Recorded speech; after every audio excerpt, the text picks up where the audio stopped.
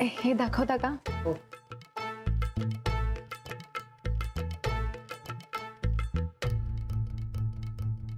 हे कसं आहे? तुला खरं सांगू का, तू काय बी घालशील तर चांगलं दिसणार आहे. घे कुठलं बी.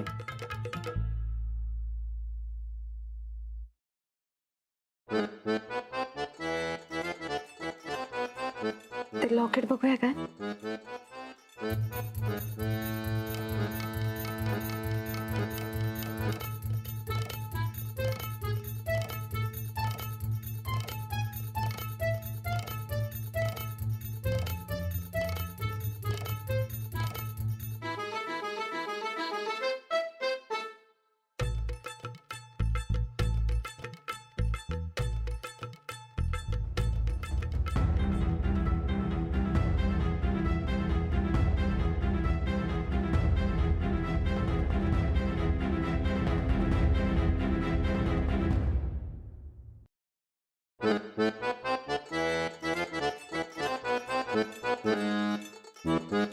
हे कसं आहे?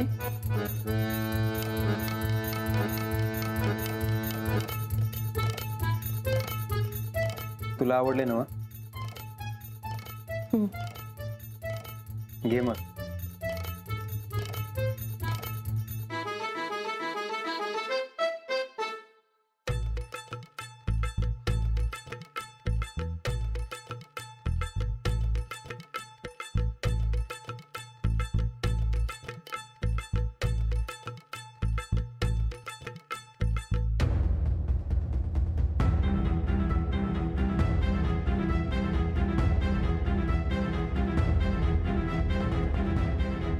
तो बघा माझा आणि तिचा फोटो. आता तरी तुम्हाला पटलं काय मी खरं बोलतोय ती?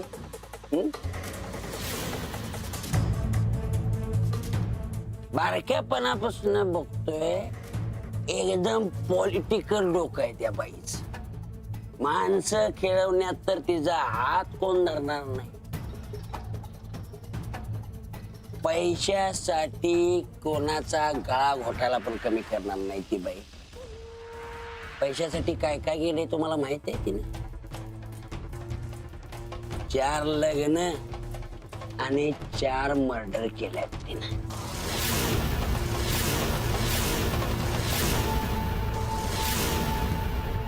तिची मोठी गँग आहे, लुटालूट करतात. चोऱ्या आणि दरोडा म्हणजे तिच्यासाठी किस झाड की पत्ती. बाई असल्याचा बरोबर फायदा उठवते ती बाई. तिला कुणी बी कुठली बी कामं दिली तर ती पुरं करायसाठी एखाद्याचा मर्डर करायला सुद्धा ती मागं पुढं बघत नाही बाई.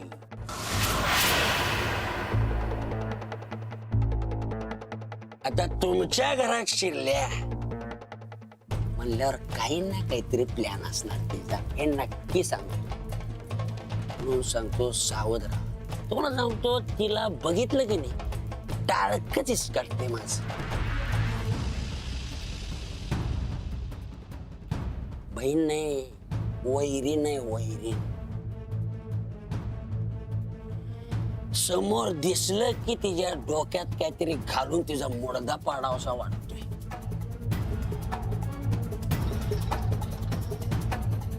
तिनं माझं वाटोळ केलंय, तिचं वाटोळ केल्याशिवाय मी का बसणार नाही. पण तुम्ही सावध राहा.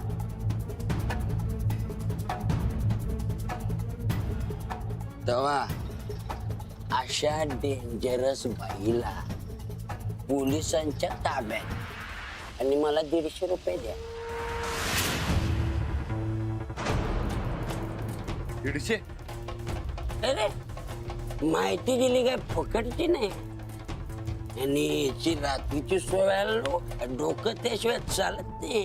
हा मग काढा की 150.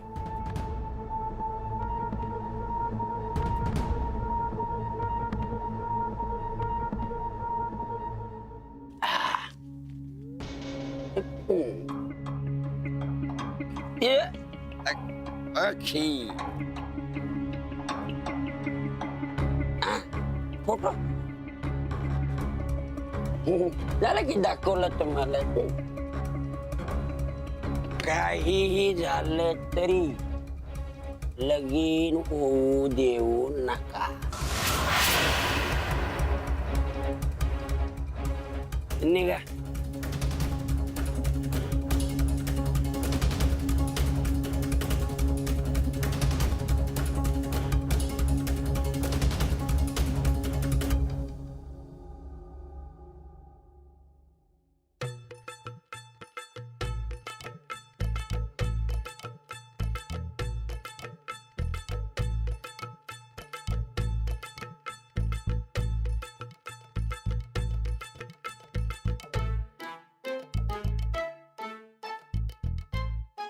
हे कसं वाटतंय? घे कुठलं पण. अहो कुठलं बी कसं घेऊ? नवरा एवढा हिमतीवाला आहे तर मंगळसूत्र बी खणखणीतच पाहिजे की. दादा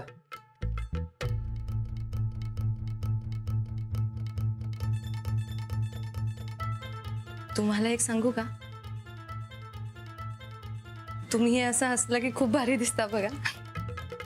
आणि तू कायमच भारी दिसतीस. आता माझं काय मध्येच. असंच.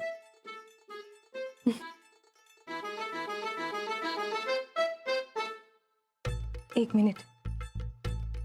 ह्या मंगळसूत्राच्या साक्षीनं मला एक वचन द्या. हे नातं असंच 7 जन्माचं राहील. तुम्ही मला कधी बी अंतर देणार नाही.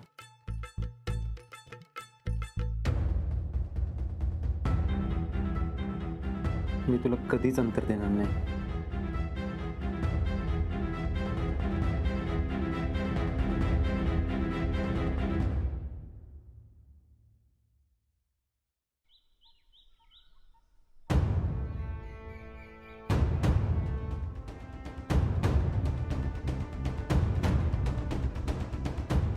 आता जे काय ऐकलं त्याच्यावर माझा विश्वासच बसत नाहीये. माझा बी. खरं असेल का हे? पिणका माणूस आहे त्यो. माधुरीचा भाऊ वाटते खरंय, पण त्याने सांगितलं ते. माहो, एखादी बाई एवढ्या थराला जाईल असं नाही वाटत हो मला.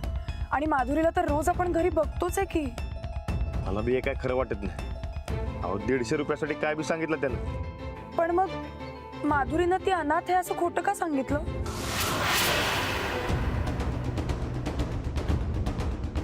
उगा मनात संशय नको. मी पोलीस स्टेशन मध्ये रेकॉर्ड चेक करतो. हे बघा, तिच्या भावानं जेवढं काय सांगितलंय त्याच्या 5-10% तरी तिनं काय केलं असेल तर तिच्या नावावर गुन्हा दाखल असेल. मी बरोबर हुडकून काढतो. ठीक आहे, मी पण आता घरी जाते आणि तिच्या सामानात काही सापडतंय का ते बघते. होय लग्नाच्या आधी माधुरीचं खरं रूप काय ते समजायलाच पाहिजे. होय, आपण हुडकून काढू. तुम्ही काय बी काळजी करू नका. तुम्ही निवांत घरला जा.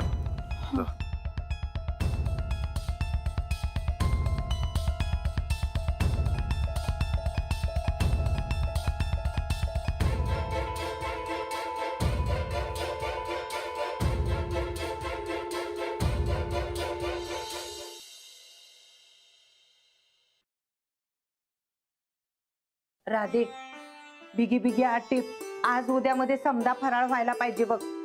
वय वय, सनिदाच्या लग्नाची तयारी एकदम जोरात झाली पाहिजे. गोदा का लगीन लय नाही पण जरा तरी जोरात व्हायला पाहिजे होतं बघा. आता सूरजच नाही म्हणालाय तर मग आपण बोलून काय होणार आहे? पर तसं नाही व, हे चोरून केल्यासारखं वाटत नाही काय? चोरून केल्यासारखं म्हणजे काय ग? गायकवाडाच्या चोरीचा मामला नसतोय, कळलं काय? अगं बाई तसं नाही. 4 माणसं काय म्हणतील? आण त्या 4 लोकांनी आमच्या समोर, आम्ही बघून घेऊ की 4 लोक काय म्हणतील. चल चल, फराळाकडे ध्यान दे. आणि हा, ते मला पानाचं दे इकडं, मी साफ करून देते. द्या. चंदे, हा, असं लईच उमाळा फुटलाय तुला. काय भानगड? म्हणजे माधुरीला कायम पाण्यात बघतेस तू.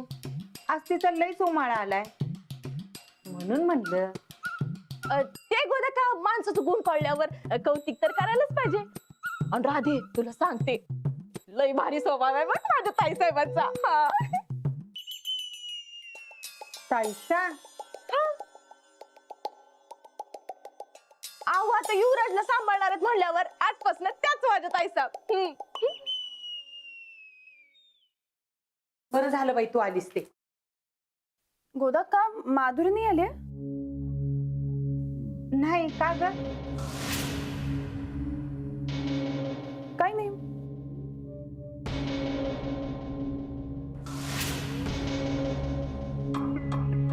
गोदा का थोरल्या ताईसा फराळाचं काही बी सांगून नाही गेल्या. राधे आवर बाई पटापट आवर, मी जरा बघून येते. मी आलेच. हा काय गोदा का मी आलेच. ए फराळाकडे ध्यान दे. काय बाई, चल बाई आपण आटपूया लवकर लवकर.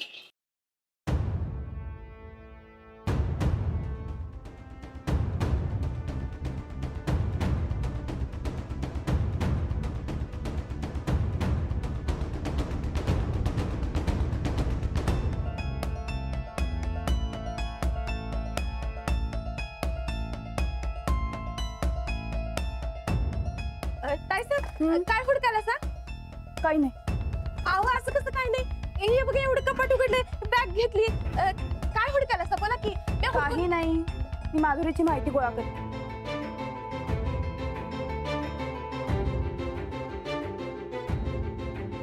कसली माहिती? कसली म्हणजे? ती कोण आहे ते आपल्याला कळायला नको का? आता ती आपल्या घरात लग्न करून येणार म्हणल्यावर तिच्याबद्दल सगळी माहिती मिळायलाच पाहिजे. अहो परी असं दुसऱ्यांच्या बॅगेला परस्पर हात लावणं बरोबर नाही. ताई लवकर ये की. हा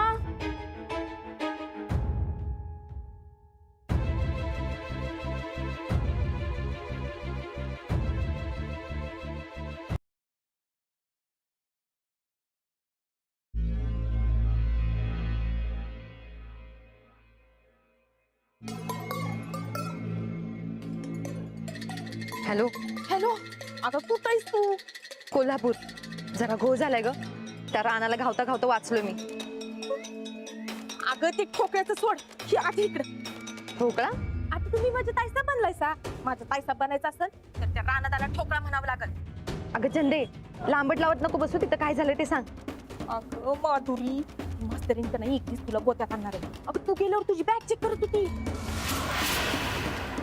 आणि मी विचारलं तर म्हणलं लगीन करायचंय तर माहिती तर गोळा केलीच पाहिजे की. काय? वय ते जाऊ दे, तू ये लवकर. वय आलो.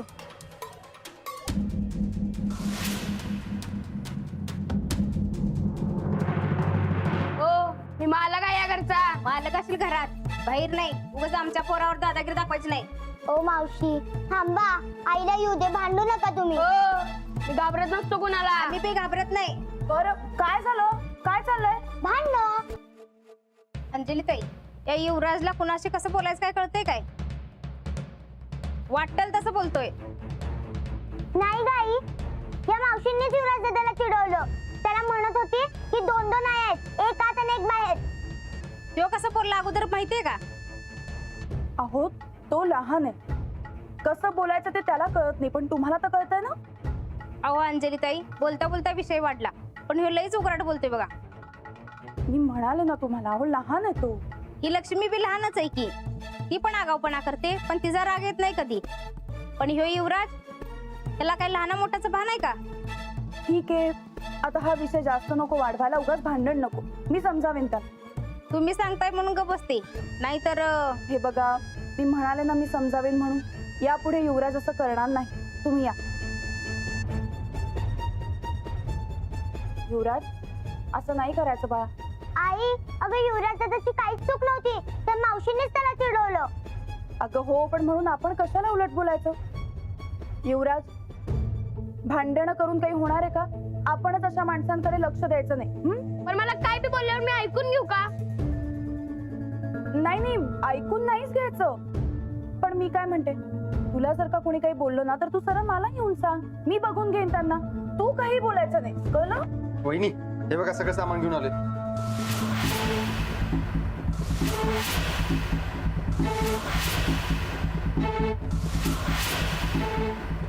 काका बोका, मला काय आणलं? अगं सगळ्यांसाठीच आणले काय ना काय. चल दाखवतो. चल हे तुझ्यासाठी आहे आणि युवराज तुझ्यासाठी.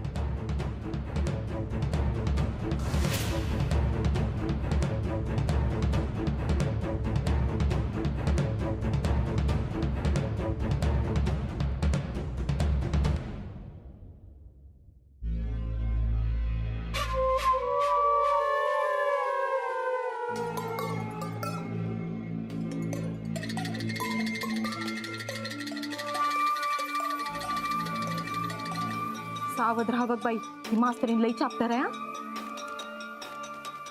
तुला काय काय विचारलं तिने? मला काय नाही विचारलं, मी आज तिला विचारलं. मी म्हणलं असं दुसऱ्यांच्या बॅगेला असं परस्पर हात लावू नये, तर मलाच म्हणती लगीन करायचं तर जरा तर चौकशी करायला पाहिजे की म्हण. जरा तरी नाही, मला तर वाटतं जरा लईच चौकशी चालू आहे. होय, म्हणूनच म्हणाल्या तू जरा सावध राहा बघ बाई. माझ्या ताई साहेब नाही लई मोठ्या कट कारस्थान करणाऱ्या, ती त्यासनी उरून उरली बघ. हे बघ, ही मास्तरीन जर का तुझ्या मागं लागली तर तुझं काय खरं नाही बघ. तुझ्या ताईसामध्ये माझ्यामध्ये लय फरक आहे चंदे. तरी बी आपण सावध राहणं ग का? सावध नाही, मी डायरेक्ट नटते. म्हणजे कळल तुला. आता या मास्तरनीची कशी पुंगी टाईट करतो ते बघ.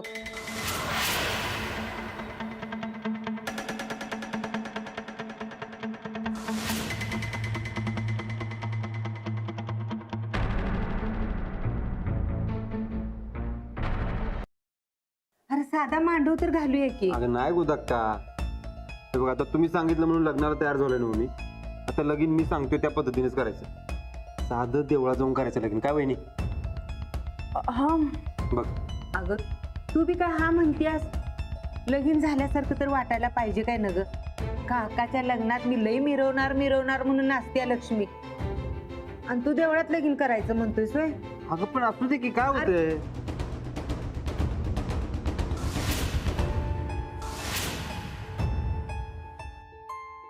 अंजली तू तरी सांग की ग. अगं गुदक्का, अरे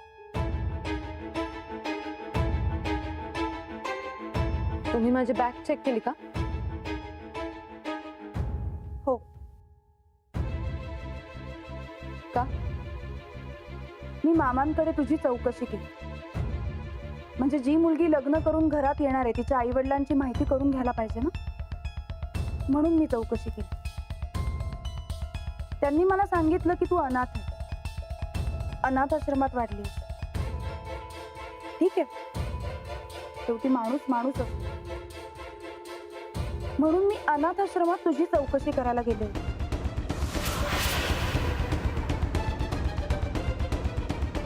पण तिकडे तुला कोणीच ओळखलं नाही. मला वाटलं नावानावांमध्ये गोंधळ झाला असेल म्हणून मी फोटो दाखवले, पण फोटोवरून सुद्धा तुला कोणीही ओळखलं नाही. मग मला तुझ्या सख्ख्या भावाचा मेसेज आला होता.